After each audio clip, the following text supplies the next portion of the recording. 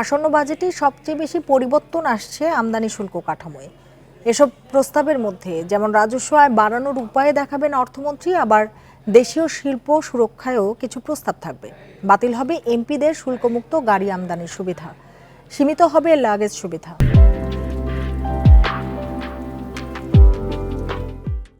এ নিয়ে আলোচনা করতে ঢাকা বিশ্ববিদ্যালয় থেকে আমাদের সঙ্গে যোগ দিয়েছেন অর্থনীতিবিদ অধ্যাপক doctor M Abu Yusuf. Doctor M Abu Yusuf, আপনাকে স্বাগত জানাচ্ছি ইন্ডিপেন্ডেন্ট সংবাদে। যেটি শুরুতেই জানতে চাই, দুঃখিত, এমপিদের গাড়ি আমদানিতে 43% শুল্ক বসালো, এটা কি বড় পরিবর্তন মনে করছেন কিনা আপনি? জি, আমি মনে করি যে এটি একটি ভালো উদ্যোগ। কারণ আহ, যার মাননীয় সংসদ সদস্য যারা আছেন ওনারা তো জনগণের আহ, নির্বাচিত বা জনগণকে রিপ্রেজেন্ট করছেন। তো যাই হোক, এটি যদিও 43% একজন সাধারণ মানুষ যেই কর দিয়ে গাড়ি আনে তার চেয়ে কিন্তু অনেক কম। তারপরেও আমি মনে করি এটি একটি ভালো স্টার্ট বলতে পারি, যে অন্তত শুরু হয়েছে। কারণ ওনারা যখন দায়িত্বে আসেন, এই যে বিভিন্ন ধরনের সুযোগ সুবিধা, আমি মনে করি যে এই এই যে ডিউটি ফ্রি তাদের জন্য যে গাড়ির যে বিষয়টি ছিল, সরকারের একটি সাহসী উদ্যোগ হবে এবং এটি প্রশংসিত হবে। ধীরে ধীরে আমি মনে করি যে এমন পর্যায়ে যাওয়া উচিত, একজন সাধারণ মানুষ যেইভাবে কর দিয়ে গাড়ি আমদানি করে, একজন মাননীয় সংসদ সদস্য সেইভাবে আহ, কর দিয়ে গাড়ি আমদানি করবে। বাট এটি একটি খুবই ইতিবাচক উদ্যোগ।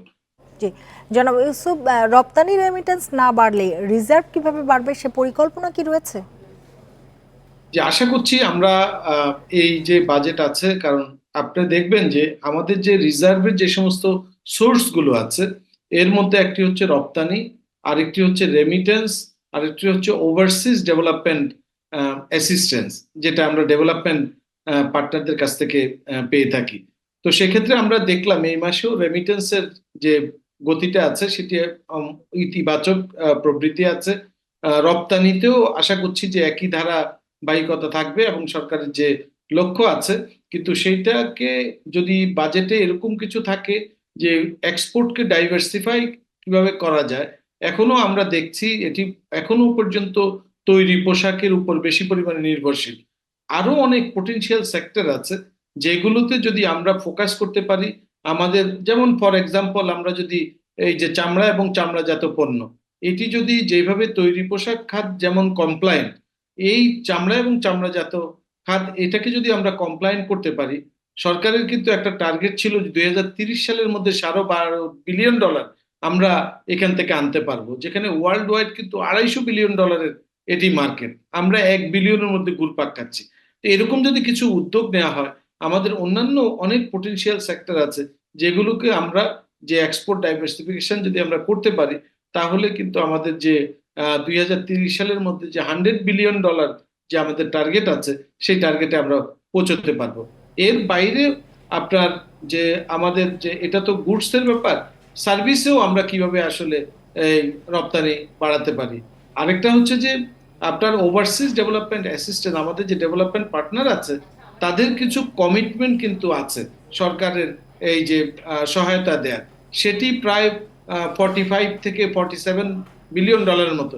এই টাকাটা যদি আমরা ডিসবার্স করে আনতে পারি, ছাড় করে আনতে পারি, তাহলে কিন্তু আমাদের রিজার্ভের উপর যে এখন প্রেশার আছে, সেই প্রেশারটা কিন্তু অনেকখানি কমবে। কমে যাবে। আশা যে করছি ব্যক্তির পাশাপাশি প্রতিষ্ঠানকেও কালো টাকা সাদা করার সুযোগ দেয়া হলো, এটি আসলে কার স্বার্থে?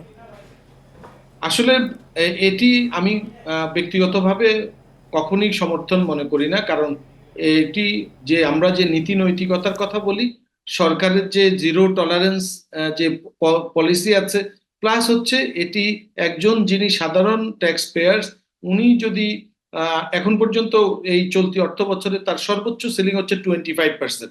আমরা শুনছি এটা হয়তো আরো বাড়তে পারে।